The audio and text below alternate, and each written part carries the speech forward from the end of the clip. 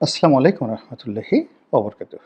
সম্মানিত দর্শক, ডক্টর মোহাম্মদ ইউনূস তার যে প্রেস অর্থাৎ প্রকাশনা, সাংবাদিকতা, মিডিয়া এই বিষয়গুলো নিয়ন্ত্রণ করার জন্য বা এই বিষয়গুলো হ্যান্ডেল করার জন্য, এই বিষয়গুলোর সঙ্গে একটা স্মুথ একটা রিলেশন করার জন্য একজন প্রেস সচিব নিয়োগ দিয়েছেন, যার পদমর্যাদা হলো বাংলাদেশ সরকারের সচিব পদমর্যাদায়।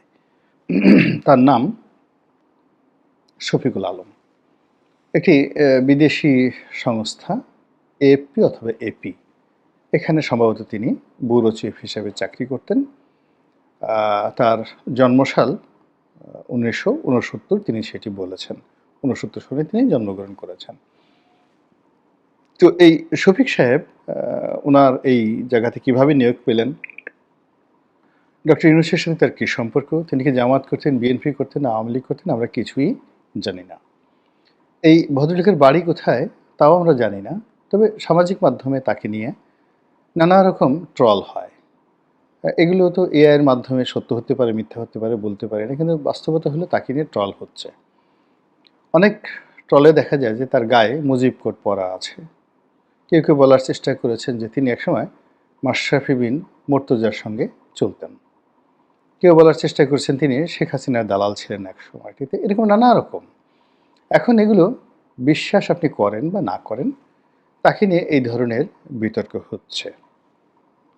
২ নম্বর হলো যে তার কিছু বক্তব্য, এটাও আমি বলতে পারবো না। এর কারণ হলো সামাজিক মাধ্যমে যা কিছু প্রচার হয়, কোনটা যে সত্য আর কোনটা যে মিথ্যা এটা বোঝা যায় না। মানুষ যেই রকম এক্সপেক্ট করে একজন মানুষ সম্পর্কে, ঠিক সামাজিক মাধ্যম থেকে ওই তথ্যগুলো সে সংগ্রহ করে নেয়।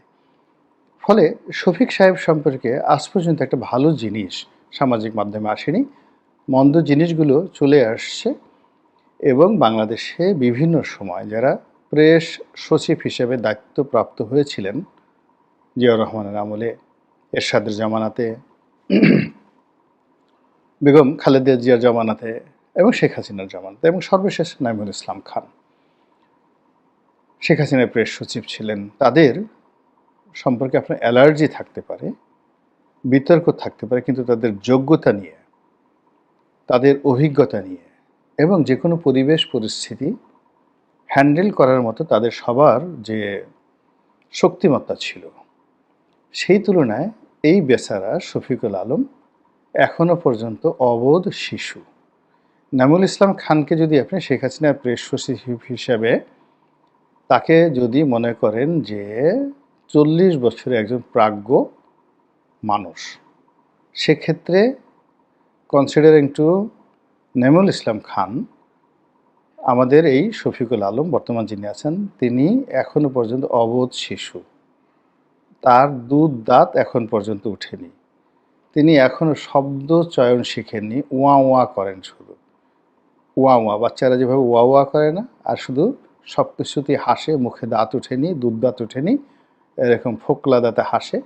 ওইরকম তার কথাবার্তা যদি নাঈমুল ইসলাম খানের সঙ্গে তুলনা করেন অ্যাটলিস্ট।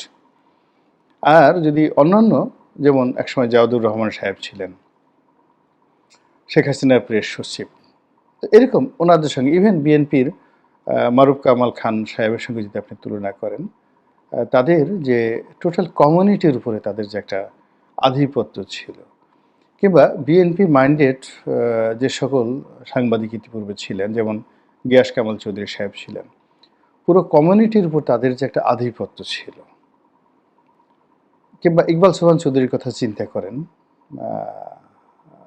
শেখ হাসিনার জামানাতে, ঠিক ওই রকম সেই তুলনায় আমি যদি এই অবোধ শিশু বলি তাকে, এটাও খুব ছোট করে বলা হয়।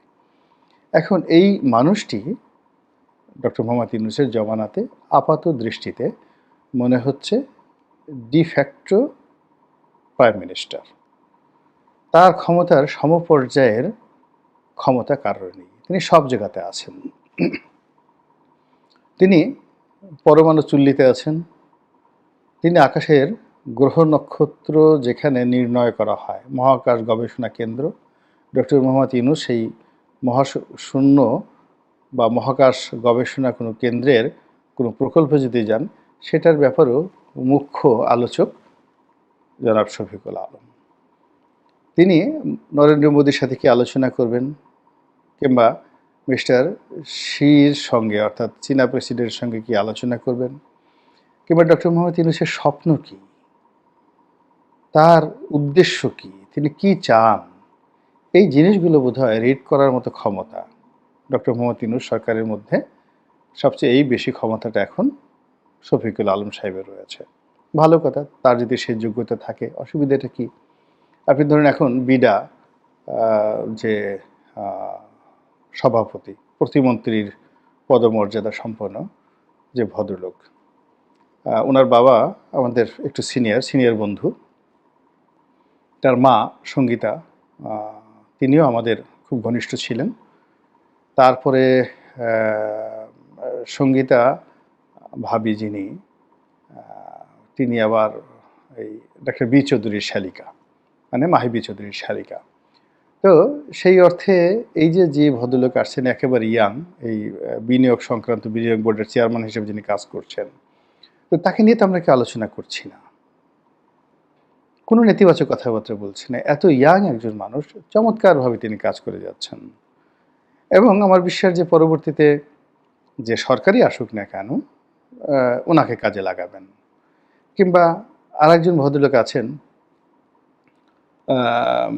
খলিলুর রহমান, আরেকজন ভদ্রলোক আছেন সেই সাবেক আইজি সাহেব ছিলেন যে ABY সিদ্দিকী সাহেব, সেই সিদ্দিক সাহেবের ছেলে, তিনিও চমৎকারভাবে কাজ করছেন। তাদেরকে নিয়ে তো কেউ আলোচনা করছেন না। কেন শফিক সাহেবকে নিয়ে এত আলোচনা হচ্ছে, রেজওয়ানাকে নিয়ে আলোচনা হচ্ছে, আসিফ নজরুল সাহেবকে নিয়ে আলোচনা হচ্ছে? এই বিষয়গুলো ডক্টর মোহাম্মদ ইউনূসকে সামাল দিতে হবে এবং বুঝতে হবে।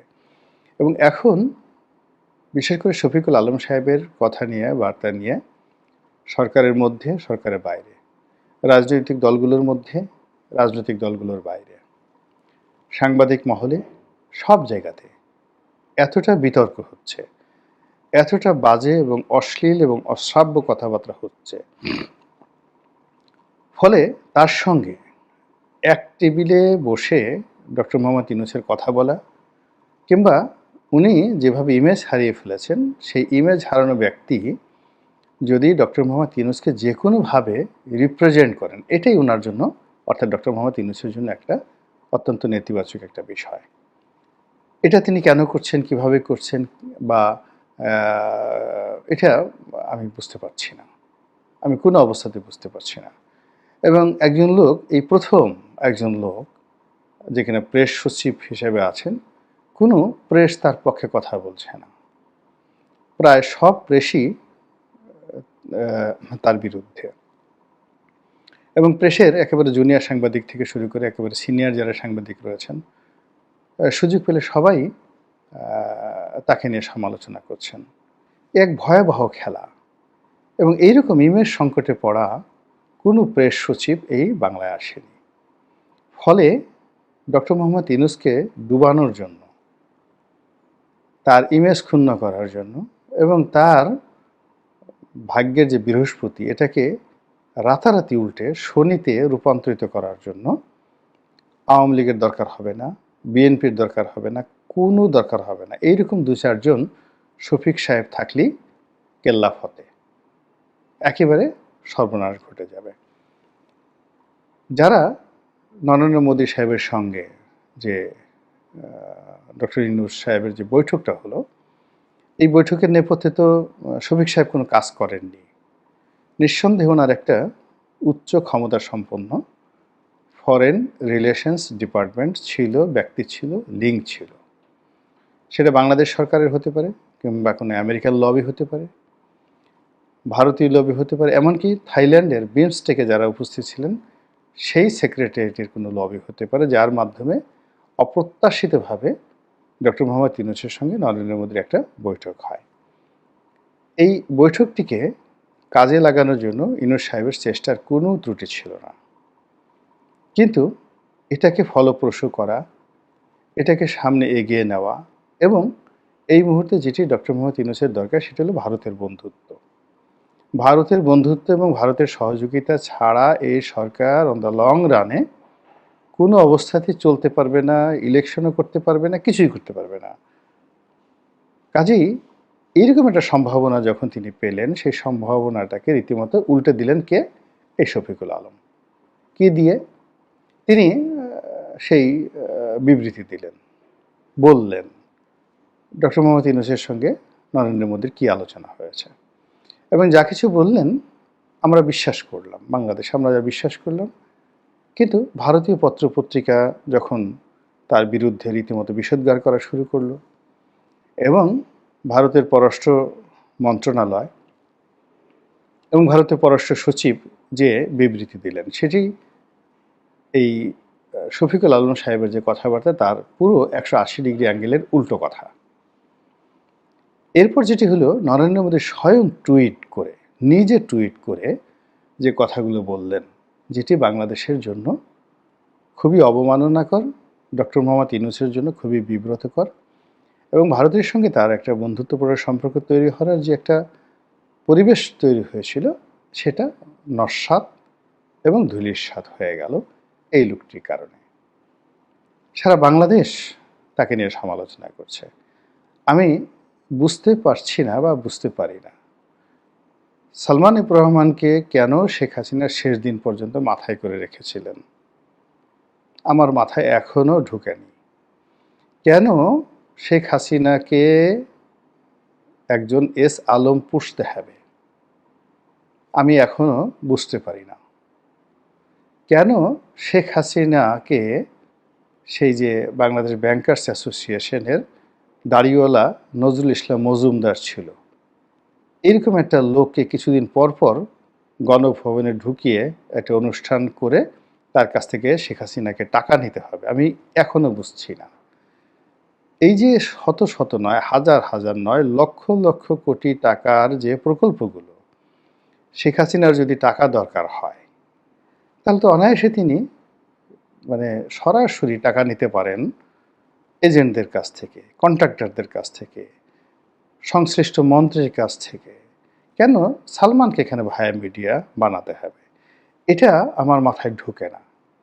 কিন্তু আমার মাথায় এটা ঢুকছে যে তার কেন দরকার সেটা ঢুকেনি, কিন্তু এটা ঢুকেছে যে শেখ হাসিনার যদি আগামীতে পতন হয়, এদের কারণেই পতন হবে।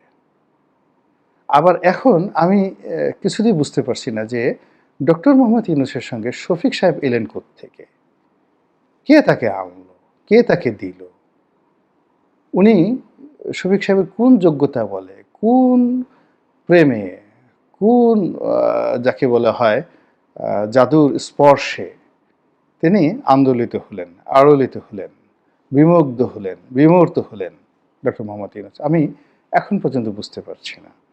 কিন্তু আমি এবং সারা বাংলাদেশের সমস্ত মানুষ বুঝতে পারছেন যে সরকারের 4 থেকে 5 জন লোকের অতিকথন এবং সীমা অতিক্রম করা কিছু কর্মকাণ্ড, কিছু বাড়াবাড়ি এবং কিছু কাজ করা এবং কিছু কাজ না করা, এগুলোর কারণে যে সমস্যা তৈরি হয়েছে, সেই সমস্যা ধীরে ধীরে এতটা বড় হয়ে যাচ্ছে, এতটা প্রকট হয়ে যাচ্ছে, যেটির ভার বহন করার ক্ষমতা ডক্টর মোহাম্মদ ইউনূসের নেই।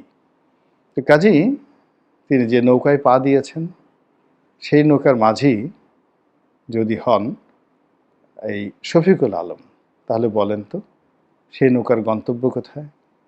সেটি কি করে পদ্মা নদী পাড়ি দিবে?